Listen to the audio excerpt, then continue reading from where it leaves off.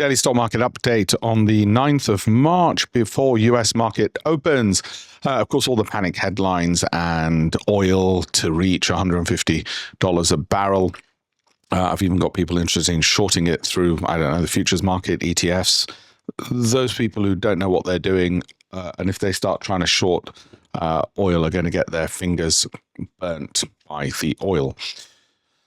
We don't know what's going to happen unless you've got a direct line into the circuitry of Ayatollah Jr. So quite frankly, we don't know what's going to happen, or inside the mind of President Donald Trump. Given that we don't know what's going to happen, the worst thing you can do is to try and chase momentum, because you've got no strategy, chase sectors, energy stocks, or assume temporary is permanent, because we don't even know how long this will last. So there is a temptation to chase numbers. I suggest it's not a good idea. Looking at the overall market, the S&P 500, it's been for a while what I call a mama bear, where you've got falling moving averages, and it hasn't yet crossed below its own moving average itself. Now, if you're going to try and time it and exit on those falls now, you're still near market highs. The danger is that you don't get back in, or you get back in on a V-shaped recovery and at a higher price, and that bothers you.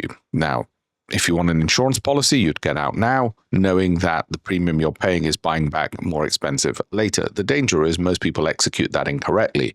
They might do half of it right, which is get out now, but the other half they never get around to, and therefore that costs them emotionally. So for them, they should have just bought and held. Okay. The problem that they're always coming back to is tell me what the future holds. As I said, if Ayatollah Jr. calls me, I'll tell you what the future holds.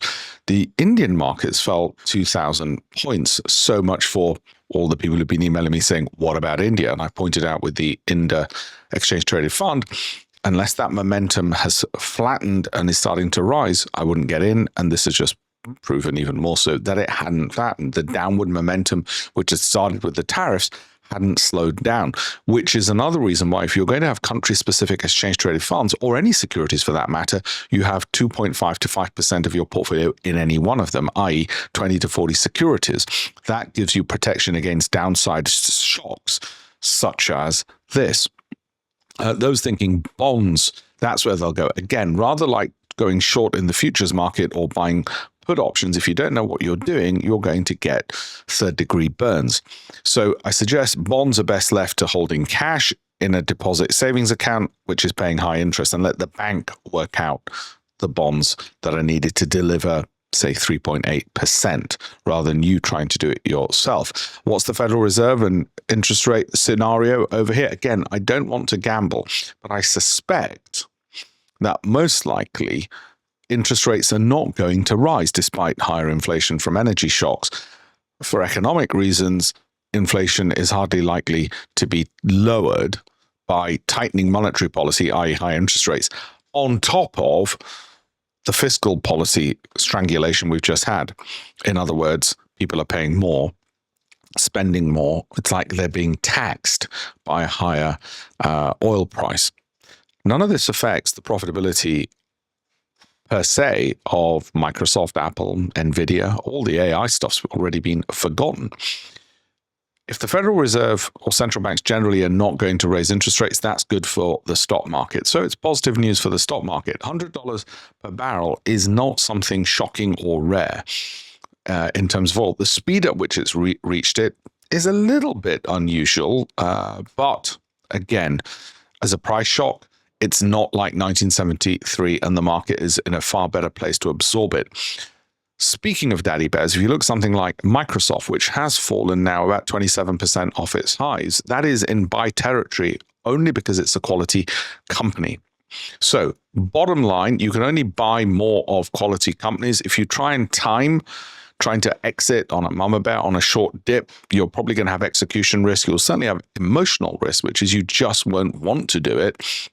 And if you do it, you'll do it wrong because your brain will be telling you, I'm not sure I want to execute this. So buy and hold is probably the right thing for most people, and buy more of quality companies is probably the right thing for most people, were I to make a broad brush statement, which ties in coincidentally very much with what Warren Buffett says in periods like this. Now, I do fully expect this year a drop of 14% on the S&P 500. I've said it already. I can do two things. I can either tell you the size of the fall or when a fall is going to happen. I can tell you a fall is going to happen now, but I can't tell you the size. I can tell you a 14% fall will happen at some point this year, but I can't tell you when. To get both right, when and depth, which is the most useful thing, would require a degree of luck, a chance, which I'm not willing to take. So what I will say to you is brace yourselves, wear the seatbelt, but don't worry if you have a bit of a bumpy ride.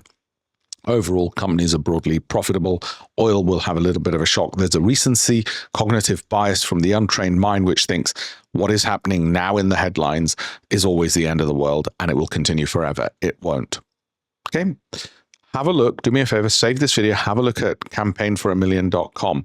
We've got free articles on there about this, how to manage your psychology, what's going on in the world, and some great simple videos as well. And if you do have a look at campaignforamillion.com and you save this video, you repost it, you comment on it, give me your views on it, and I'll read them, then the benefit is more people see this video. I do more of these for free. Thank you.